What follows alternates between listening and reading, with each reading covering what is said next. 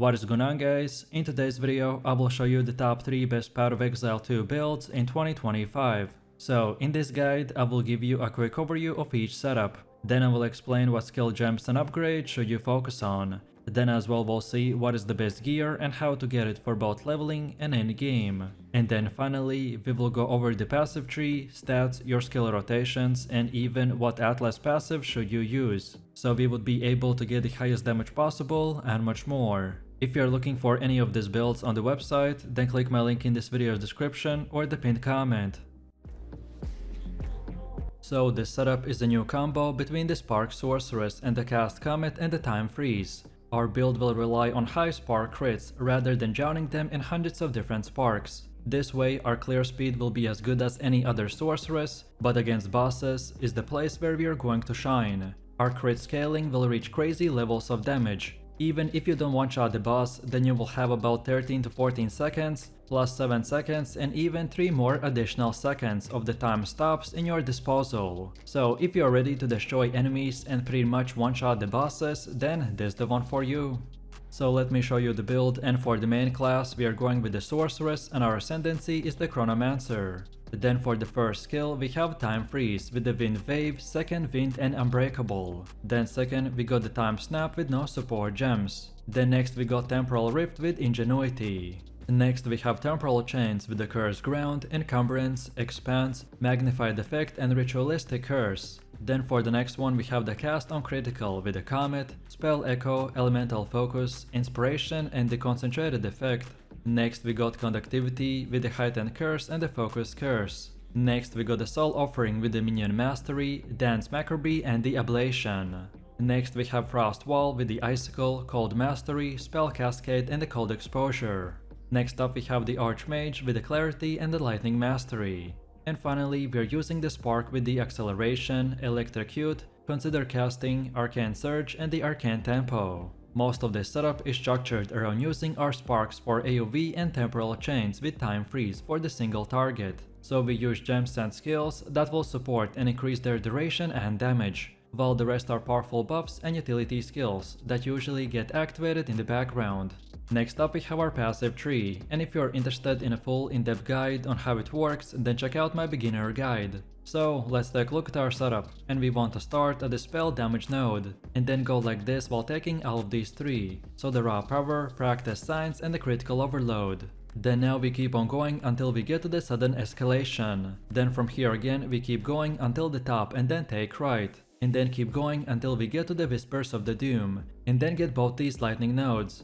Then afterwards we keep going while taking pretty much all of these nodes right here, and then our second stop point is at this Eldritch Battery Keystone. And then finally from here we want to get all the way down here while taking these 3, so the True Strike, for the Juggler and the Deadly Force. And now from this point and onwards we can circle back and unlock the rest of the nodes in whatever order you prefer. All of these nodes that we got are very useful, but the ones I mentioned have the top priority, as they're the most important ones to acquire early on in the game, to make our build functional, and then later on the priority doesn't really matter that much. And then now let's go all the way to the middle again, and for Ascendancy build this is what we have. So at the beginning you want to unlock the Footprints in the Sand. Then second, now and again. Then next we want the ultimate command, and then finally select the Unbound and Core. So feel free to use this exact same path as we have right here. And don't forget to check this video's description to find the link for this website.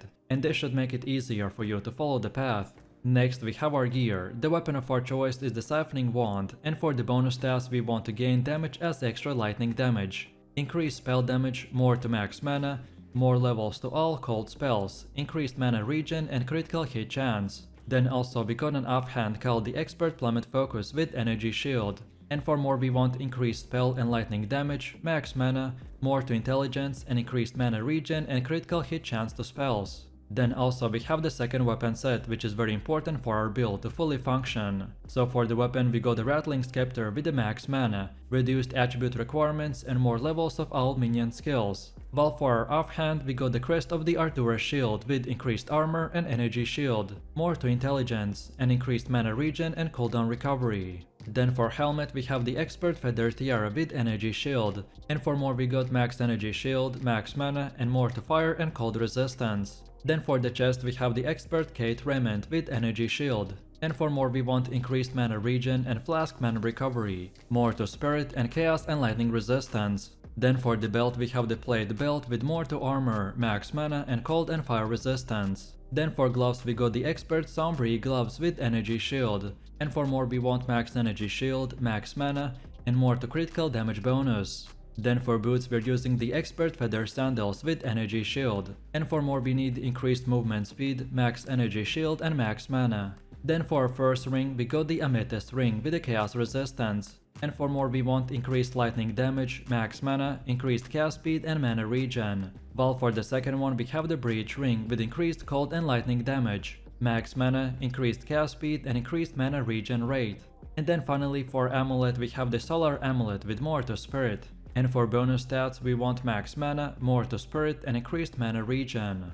No matter which gear you choose, just at least try to get 75% resistance cap on all 4 elements. This is the best case scenario setup, which should be more of an example of what stats and prefixes to look for. And now finally, let's quickly take a look at how this build will work. So, our rotation is quite simple, but you will need to get used to it. So what we want to do is first of all start by using the temporal chains. Then we follow that up with the conductivity. Then next use the time freeze in the combination with the soul offering. Then next we also want to activate the frost wall, and then from here just spam the sparks until the boss dies. But mainly for AoE and weak enemies, we basically will turn into a spark build. So just keep spamming sparks and see all of these crazy crits popping off left and right. The only thing you need to keep in mind is the defense. Our build does not have energy shields, so mind over matter is a good defensive layer, but should not be heavily relied on in the endgame. While the time freeze has a high cooldown, so feel free to use it 24/7. Then also the second wind for 33% no cooldown.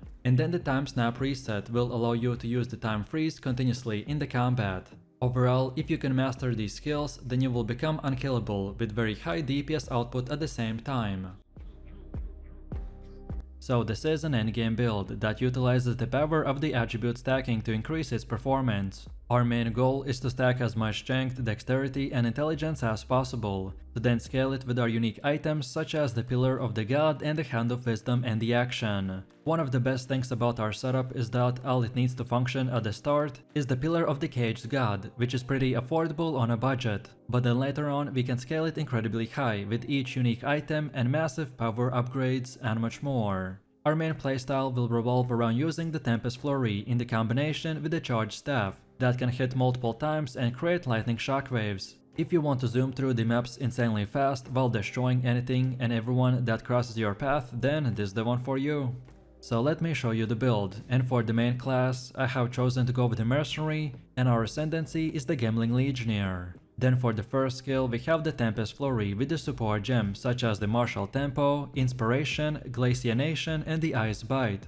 Then second we get the Charged Staff with the Primal Armament, Lightning Infusion, Overcharge and the Concentrated Effect. Then next we got the Tempest Belt with the Concentrated Effect, Overabundance, Elemental Focus and the Close Combat. Next we have the Wind Dancer with the Blind, Maim and the Pin. Next up we have the Herald of the Ice with Magnified Effect, Lightning Infusion, Primal Armament and the Elemental Focus. Next we got the Combat Frenzy with the Profusion. And finally for the last one we are using the Glacial Cascade with no support gems. Most of the setup is structured around using the Tempest Fury and the Charged Staff to delete huge amount of enemies in seconds. So we use gems and skills that will support and increase their duration and damage, while the rest are powerful buffs and utility skills that usually get activated in the background. Also, at this point I would usually show you a leveling build, but this time our particular setup is specifically meant for only endgame, because it will only start working when we get the quarterstaff called the Pillar of the Caged God. So until that point I would recommend to use my cheap gas grenade build, which link you can find in the description and on this website. Next up we have our passive tree, and if you are interested in a full in-depth guide on how it works, then check out my beginner guide. So let's take a look at our setup, and we want to start at this armor and evasion node. Then go like this while also grabbing the battle hardened and the relentless. Then from here keep on moving while also on our way getting these two, and also the beef. Then afterwards we go like this, and then here at the end we wanna go up top and get this blood magic. We want to use this specific node because scaling mana and handling mana cost is expensive, while maintaining very high tankiness, so this is a great keystone to solve any potential mana problem. Then after this, we now want to circle back and this time go to the bottom and get this brute strength. And then as you can see from here, the whole path pretty much just goes in a straight line, so just follow it while also grabbing everything that you can see right here. The only thing that you need to keep in mind is that you don't need to get these two, so the lightning rod and the flash storm, if you still haven't equipped the hands of the wisdom and action. And then from here, the most important nodes and the ones we want to get is the storm and the river, as they increase our evasion rating while also letting the freeze to build up faster for more consistent explosions with the herald of the ice. And on top of this, it also makes keeping up our charge staff much easier, by giving it an extra duration when consuming a single power charge, since it counts as using an extra charge. And then finally, the last most important part is the resonance, as it is one of the core nodes of our build. It will convert the frenzy charges gained from the combat frenzy into the power charges, which will allow us to cast our insane charge staff. And then now let's go all the way to the middle again, and for Ascendancy build, this is what we have. So at the beginning you want to get the adaptive capability, then second get the enhanced effectiveness. Because of how many attributes we will stack, this node will grant us a massive amount of life early on. With about 500 strength, this node will result in more than 1000 extra life. Then for the third one we want to get the integrated efficiency. And then finally for the last one we get the gem studded, which is another powerful node. If we don't get this one, then our build will run out of the effective support gems, so we wanna get it to not only increase our DPS, but also to create the bigger explosions by using the Herald of the Ice. So feel free to use the exact same path as we have right here. And don't forget to check this video's description to find the link for this website, and this should make it easier for you to follow the path. Next up we have our Atlas passives. So when we start we wanna first of all go to the right side and get all of these nodes, until we get this keystone called the Deadly Evolution. Then from here we want to circle back to the middle, and this time go up top, until we get to the second keystone called the Corrupted Infusion. And then from this point and onwards you can unlock the rest of the nodes in whatever order you want. But then on top of this, we have even more passives. Which order in which you unlock them doesn't really matter, so this time it's up to you. And this is how it should look like for the ritual. Then next we have Delirium, then third we have the bosses, and then on top of that we have the pinnacle bosses. Then next we also have our expedition setup, and then finally our breach setup. Then next we have our gear. The weapon of our choice is the Pillar of the Cage God. This is relatively cheap and common item, however in the early game we wanna use the Glacial Rune or the Storm Rune to increase its flat damage output even more. On top of this, if you get lucky enough, then you can also find this quarterstaff with 3 sockets. Then for the helmet we have the 3 dragons. And after you get the Hands of the Wisdom in action, then this is the third priority that you should get, as it is mandatory to ensure that you are freezing enemies for a massive Herald of the Ice explosion. Then for the chest we have the Warrior Invictus. This is another powerful item, but this time not mandatory whatsoever, so use this one or anything similar. And for stats we wanna focus on increased evasion, more to strength, dexterity and intelligence, and more resistances like fire, cold, lightning and chaos. Then for the belt we have the double belt with increased charm charges. And for bonus stats we want max life, more to strength and chaos and fire resistance. Then for gloves we got the Hand of the Wisdom in action. This should be the second item that you prioritize after our weapon, as it is another core part of our build, and will enable us to stack our attributes and increase DPS by a massive amount. Then for the boots we're using the advanced hunting shoes with evasion and energy shield. And for more we want increased movement speed, max life, more to dexterity and fire and cold resistance. Then for first and second ring we got the same one called the Prismatic Ring, with more to all elemental resistances. And for more we want adds fire or cold damage to attacks, and more strength, dexterity and intelligence. And then finally for the amulet we have Amber Amulet with strength. And for more we want more to all attributes, more to strength and intelligence. No matter which gear you choose, just at least try to get 75% resistance cap on all 4 elements. This is the best setup in the endgame, and if you only can afford few things, then I would recommend to prioritize the weapon, then the gloves and finally the headpiece.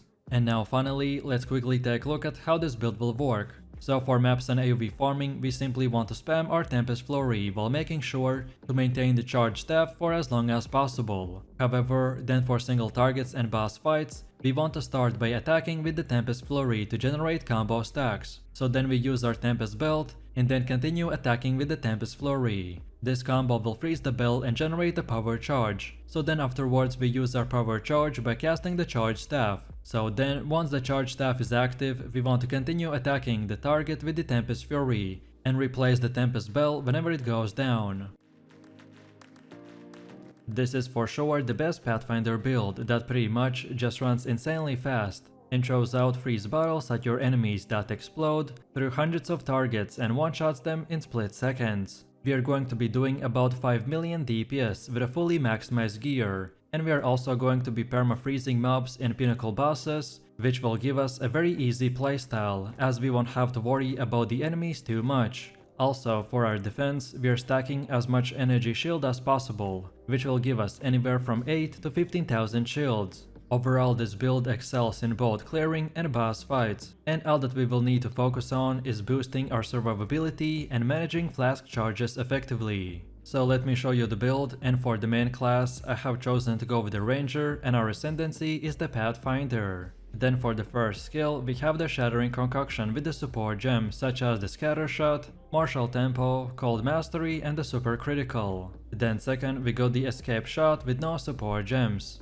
Next we got the Herald of the Ice with the Cold Penetration, Ice Bite and the Cold Infusion. Next we have the Hypothermia with the Cursed Ground, Heightened Curse and Magnified Effect. Next up we have the Grim Feast with no gems. Next we got the Cast on Critical with the Eye of Winter, Inspiration, Impetus and the Energy Retention. Then next we have the Alchemist Boon with Precision. Next we have the Lightning Warp with the Persistence, Overcharge and the Lightning Mastery. And finally, for the last one, we are using the Ball Lightning with the Arcane Tempo and Acceleration. Most of this setup is structured around using the Scattering Concoction to delete huge amount of enemies in seconds. So we use gems and skills that will support and increase their duration and damage, while the rest are powerful buffs and utility skills that usually get activated in the background. Then next up we have our passive tree. And if you are interested in a full in-depth guide on how it works, then check out my beginner guide. So let's take a look at our setup, and we want to start at this projectile damage node. Then go like this while also grabbing the Honed Instincts and Vile Wounds. Then from here we keep on going while also taking these two, so Master Fletching and the Cooked. And then from this point you can just unlock all the other nodes in whatever order you prefer. So just simply get these nodes that increase our DPS, and then just keep going like this in a straight line. And then finally, after you got most of the nodes, then you can circle back and grab all the last ones like the lightning and the mana regen. This is one of the easiest 3 builds to follow, as pretty much the whole path is in a straight line. So just follow it, and if your build lacks something at that current time, then you can select it as well. And then now, let's go all the way to the middle again, and for Ascendancy build, this is what we have. So at the beginning, you want to get the Brew Concoction, as this will give you the option to pick the Shattering Concoction. That provides us with our main skill, and which is the core of our build. Then second, we get the Connected Chemistry. Then third, we select the Enduring Elixirs. And then finally, for the last one, we get the Traveler's Wisdom, which gives us 6 extra passive nodes. This might not sound like much, but at the endgame we can see a huge impact, especially if we spend them on more energy shields. So feel free to use the exact same path as I have right here. And don't forget to check this video description to find a link for this website. And this should make it easier for you to follow the tree. Next up we have our Atlas passives, and this build will benefit a lot from a high pack size, so that our freeze can spread through the use of the Shattering Concoction. So then when we start, we wanna first of all go to the left side, and then get all of these nodes. Then next we now go to the right and get all of these nodes as well. And then from this point and onwards, you can unlock the rest of the nodes in whatever order you want. But then on top of this, we have even more passives, which order in which you unlock them doesn't really matter. So this time it's up to you. And this is how it should look like for the ritual. Then next we have Delirium. Then third we have the bosses, and then on top of that we have the pinnacle bosses. Then next we also have our expedition setup, and then finally our breach setup. Now in the next part we have our gear. The weapon of our choice is the Widow Whale with as much quiver effect as possible. So at least 220% is highly recommended, as this will make you hit the 300% breakpoint with all of the nodes on the passive skill tree. However, if you are going full solo and you don't want a veto whale, then use any bow that has plus levels of all projectile skills, or pretty much anything else that would increase our DPS. On top of this, we also have an offhand called the Visceral Quiver, and the most OP thing on this one is increased damage with the bow skills. However, we've heard that developers might nerf it soon, so if that happens they look for stats like plus levels of all projectile skills, increased crit chance and projectile speed. Then for the helmet we have the Expert Vicar Tiara with the energy shield, and for more we want max and increased even more energy shield, and fire and lightning resistance. Then for chest we have the Expert Cant Raiment with the energy shield, and for more we want increased mana regen, max and increased energy shield, more to spirit and cold and lightning resistance. Then for the belt we have the Fine Belt with the faster flask recovery. And for the bonus stats we got increased even more flask recovery, fire and lightning resistance, as well as more to charm slots. Then for gloves we got the Expert Javel Gloves with the energy shield. And for more we want even more max and increased energy shield, increases to attack speed, cold resistance and increased critical damage bonus. Then for boots we're using the Expert Feather Sandals with the energy shield. And for more we want increased movement speed, maxed energy shield and fire resistance. Then for the first ring we got the Breach Ring with the max quality of 50%, and for more we got increased cold damage, intelligence, cold and chaos resistance. While then for the second one we have the Sapphire Ring with the cold resistance, and for more we got cold damage, intelligence and lightning and chaos resistance. And then finally for the amulet we have the Lunar Amulet with the max energy shield, and for more we want even more energy shield, more to spirit, plus levels of all projectile skills, and percentage to critical damage bonus. No matter which gear you choose, just at least try to get 75% resistance cap on all 4 elements. This is a starter setup, which should be more of an example of what stats and prefixes to look for. And now finally, let's quickly take a look at how this build will work. And as you can see from the gameplay, this is one of the easiest and simplest builds in the game. So while running around in a map, you should not be using anything more than just the Shattering Concoction. Rare monsters will die very fast because of the freeze and the high crit chance. However, the only thing that we need to use is our life flasks to keep our energy shields. And then second for bossing, this time we want to start with a ball lightning. Then second use the lightning warp. Then next activate hypothermia. And then finally after all of this you can simply spam the Shattering Concoction and just keep up our debuffs as they expire.